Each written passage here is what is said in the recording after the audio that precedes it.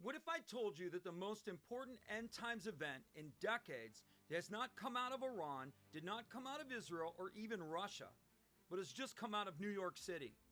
Watch this video to find out what I'm talking about, and if you like hope and truth, subscribe to this channel for more videos like this. In June of 2025, Zohran Mamdani, a radical Muslim, communist, jihadist, and state lawmaker, has just won the Democratic primary for mayor of New York City. This is just 25 years after the terrorist attacks of 9/11 in 2001. Mamdani is not just a progressive. He follows a sect of Islam called Twelver Shia Muslim. They believe in the coming of a 12th Imam, also known as the Mahdi, a prophetic figure in Islam who, according to their teachings, will rise out of chaos and rule the world. Now let that sink in. A man who holds a belief system that teaches one day a Muslim messianic leader will conquer Israel, establish global Islamic law, force the world into submission, may soon lead one of America's most influential cities. Does that alarm you? Well, it should. This is prophecy in real time, and it's unfolding. Mamdani has made his positions clear. He has called for a global intifada, a term referring to the violent uprising against Israel. He supports boycotting, divesting, and sanctions against Israel. He has refused to co-sponsor resolutions that would celebrate Israel's founding, and he denies any issue related to Holocaust remembrance. He has voted to penalize every charity that is pro-Israel. He demands the abolition of prisons, the defunding of police, and a ban on all private gun ownership. Yet none of this has stopped his momentum. Instead, New Yorkers are embracing him. Why does this matter prophetically?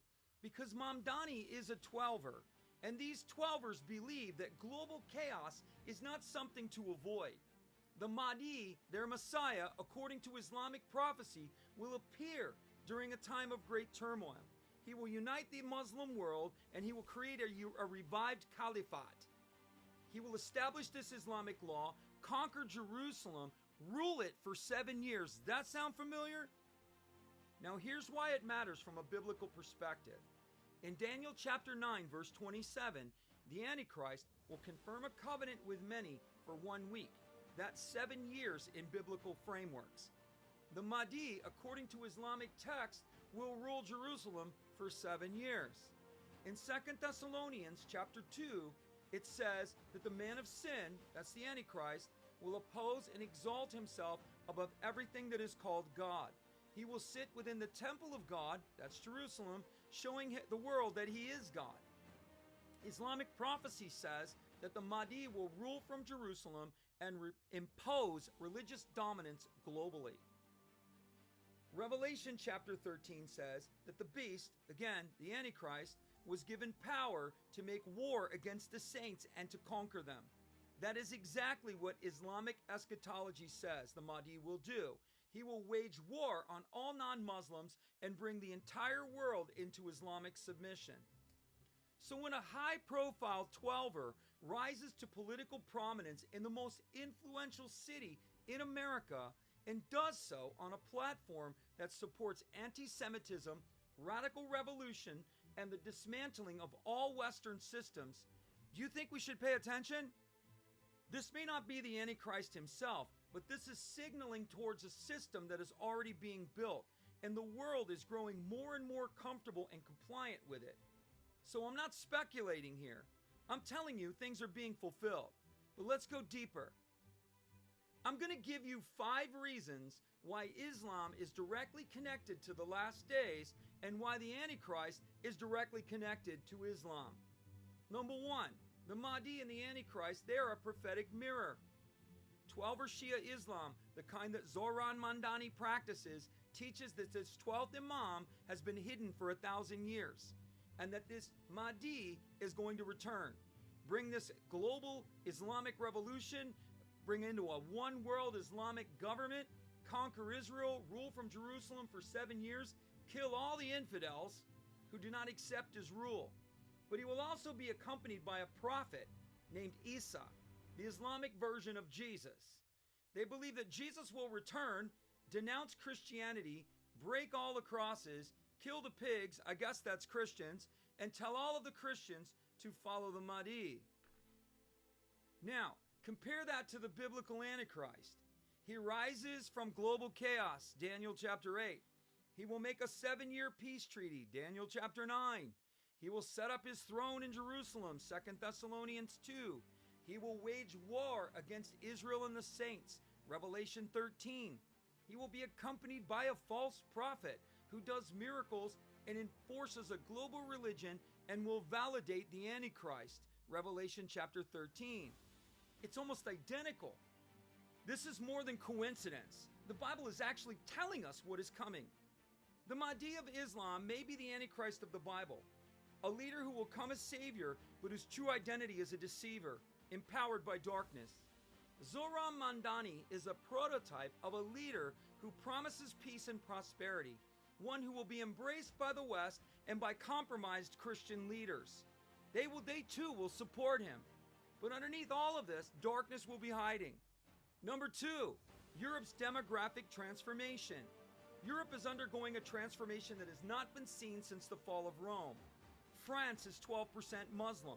Sweden is 30% Muslim and projected to go higher. Brussels, Belgium, right now is 25% Islamic, and some districts are almost 50%. In England, entire neighborhoods are under unofficial Sharia law. In these areas, Christian expression is suppressed and silenced. Churches are burned or they're turned into mosques. The entire spiritual atmosphere is changing within Europe. It was once the cradle of Christianity. Now churches are being burned and mosques are rising. Europe has become a prophetic kingdom of clay and iron. It is divided, it is fragile, and it is ready for a unifying leader to emerge. And in the last days, the Mahdi will fill that vacuum that has been left by weak democracies and religious compromise. The willingness of Europe to allow Sharia law and anti-Western, anti-Christian politicians to hold power is alarming. But let's keep going. Number 3, Turkey. Is the wounded beast being revived? Revelation chapter 2 verse 13 tells us something. I know where you live, where Satan's throne is. That throne was in a city called Pergamon, which is located in modern-day Turkey. Turkey was the last Islamic empire. It was the Ottoman Caliphate. It ruled the Islamic world for 600 years. It was dismantled in 1924. Now, Turkish President Erdogan is reviving the dream of having another caliphate. He has built the largest mosque in Turkey ever. He has declared his ambitions to the world to unify the Muslim world. He has called for Jerusalem to be the capital of all of Islam. Revelation 13 says, one of the heads seemed to have a mortal wound, but its wound was healed, and the whole earth marveled. Is this one of the interpretations of that verse? A revival of the Islamic Caliphate? Turkey is positioning itself right now as a geopolitical, religious, and military leader. Its 2 greatest allies are Russia and Iran. Look it up. Number 4, the mark of the beast, the beheading, and the religious allegiance. Revelation 13 says that the Antichrist will enforce a mark upon all. He causes all to be marked on the right hand or the forehead, and no one can buy or sell unless they receive this mark. This is not just economic. This will be a decree of spiritual allegiance and a global test. Revelation 20 verse 4, it tells us how he's going to deal with those who refuse the mark. I saw the souls of those who had been beheaded for their witness to Jesus, who would not worship the beast or his image. Islam is the only religion in the world that still beheads people. Beheading is prescribed punishment in Sharia law for the crime of apostasy. Radical Islamic states and groups like ISIS have revived this practice. And in some Islamic countries, right now, there are public beheadings. The Bible's foresight into this time is disturbingly accurate. So, are your eyes open yet? Because this is prophetic fulfillment. Number 5, the spirit that denies the Son. 1 John 2 says, the mark of the Antichrist is this. Who is the liar? It is whoever denies that Jesus Christ is the Son. Such a person is the Antichrist, denying the Father and the Son. Islam denies Jesus is the Son of God. That denies that he died on the cross. It denies that he is divine or was resurrected. Instead, Islamic eschatology says that Jesus was a miracle-working, virgin-born prophet who was sent by Allah, but he is not God. They claim that he was never crucified, that he did not die, and that he will return again and lead people to the true faith of Islam. That when he returns, he will deny Christianity. I guess he's going to say, I was wrong.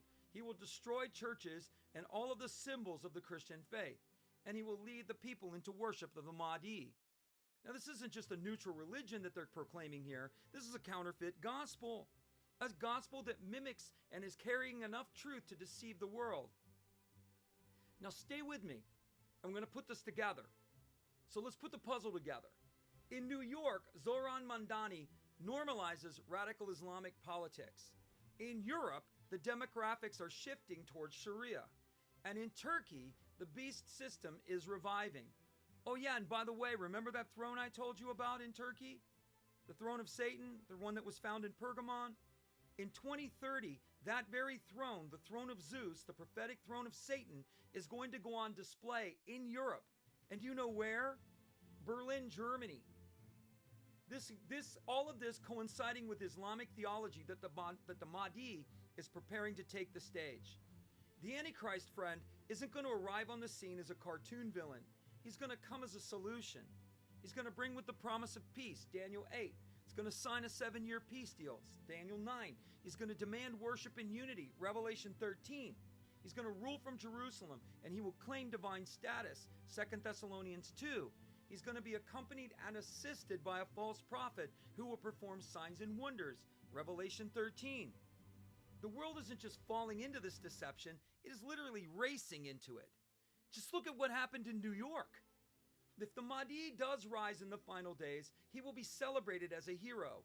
He will bring peace, but only briefly, because behind the peace will be darkness, and that darkness will bring control, persecution, and ultimately destruction. And Jesus warned us in Matthew 24 that in the last days, false messiahs and false prophets will appear. They will perform great signs and wonders, and they will deceive many. And even if it's possible, even the Christian themselves.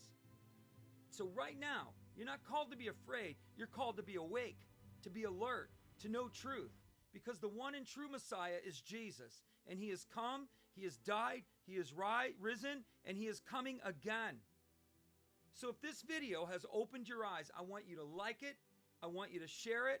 I want you to comment Jesus is the Messiah in the comments below. I want you to download the free book and subscribe to this channel for more hope and truth in the days to come.